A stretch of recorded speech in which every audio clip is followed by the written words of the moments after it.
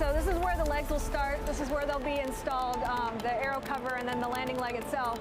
You guys see anything? So some of the biggest challenges to making a rocket reusable, and you have to build it robustly, but you have to make sure you do that in a way that's not super heavy, because weight is money in the rocket industry. The Falcon 9R will be outfitted not only with a set of legs, but also with a complex guidance system that can direct the angle of its rockets accurately enough for it to make a pinpoint landing. What about the leg sensors for touchdown? We need to make sure those get in on time. You know what the schedule is with that? There's a lot to be nervous about. I think this is a brand new landing system.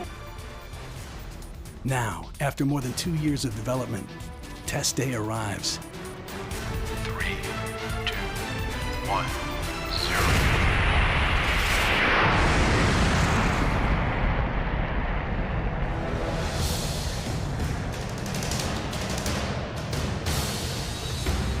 For the first time in the history of rocketry, taking off is the easy part. Our future on Mars depends on whether the Falcon can touch down exactly where it started. The Falcon 9 rocket is the size of a skyscraper. It's full of rocket fuel, and we're in the middle of Texas. And I'm the one with my finger on the please get down now or please stop doing what you're doing button. So it's scary.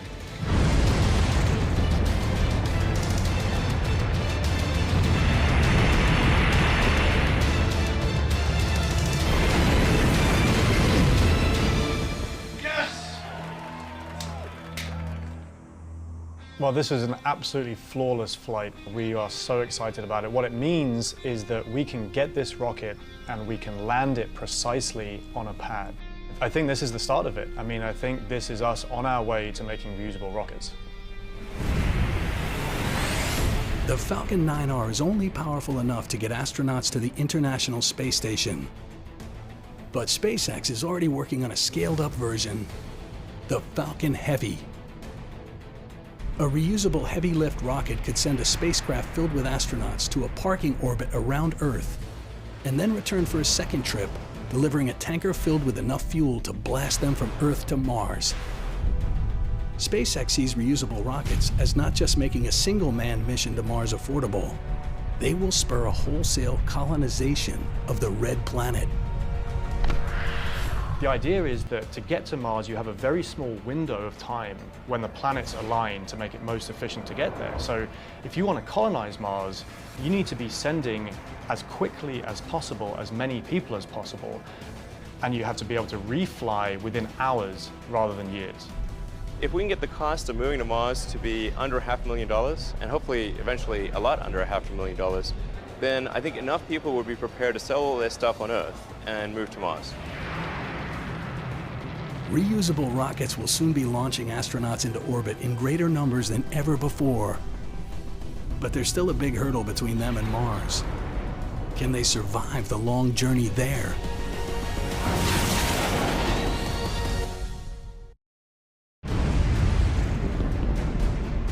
A new generation of space engineers is building reusable rockets that will transform how we get into space.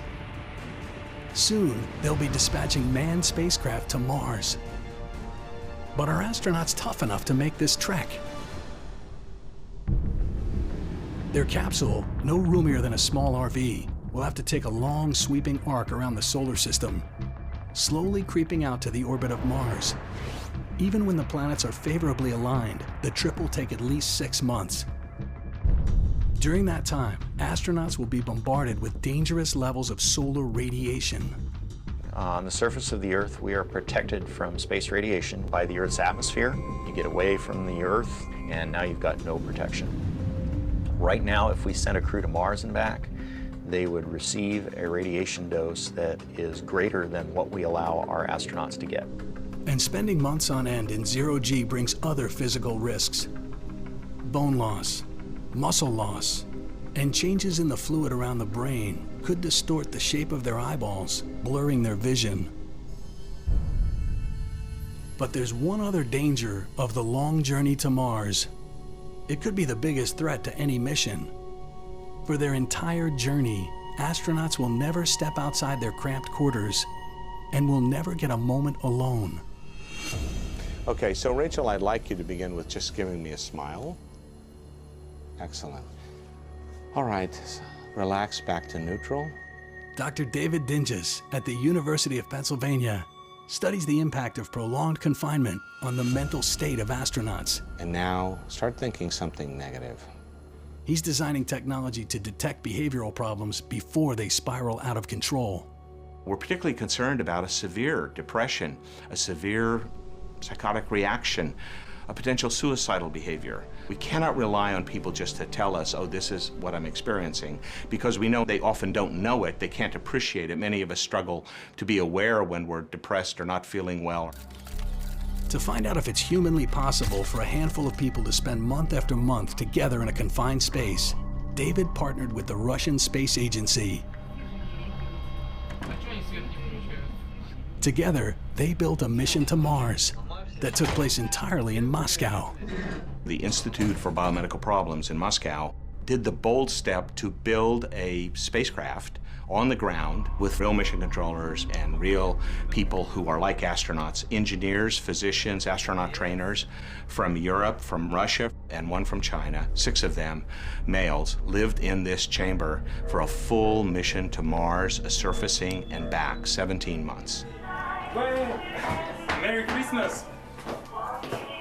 Merry Christmas! Merry Christmas! You can take. 1 year ago, on the 3rd of June 2010, we were entering those modules and we didn't leave them for 1 year. And we still have 155 days to go. It was the longest space simulation ever conducted. For 520 days, the research subjects ate. That doesn't look so good, but it tastes good, which is the most important. Slept. Look at Bunny, he's all relaxed. And worked. Yet another day of work in the Mars 500 models. In one cramped room. David watched their every move. You could see the ActiWatch here this crew member is wearing, which records light and body motion, and that was critical for detecting the sleep-wake timing of the crew members, how long, the quality of the sleep. And that was 24 hours a day, 7 days a week, the entire mission they wore them. And that's why we got over 4 million minutes of data. The crew was not just physically cut off from the outside. Mission controllers inserted a 20-minute delay each way into all communications with the outside world, even into chats with their families, to simulate being hundreds of millions of miles from home. The problems started to develop in what's called the second quarter of the mission. Once someone developed an insomnia or a depression, or a problem maintaining sleep timing, or a stress reaction, or feeling tired, or conflicts with ground controllers, it just persisted. And it was cumulative across the rest of the mission. It never got better spontaneously. When the crew emerged after a year and a half, 4 out of the 6 had significant behavioral problems. David took these depressing results as a challenge. He didn't want the first human colony on Mars to be filled with sociopaths. He vowed to detect mental instability early, so there's a chance to correct it.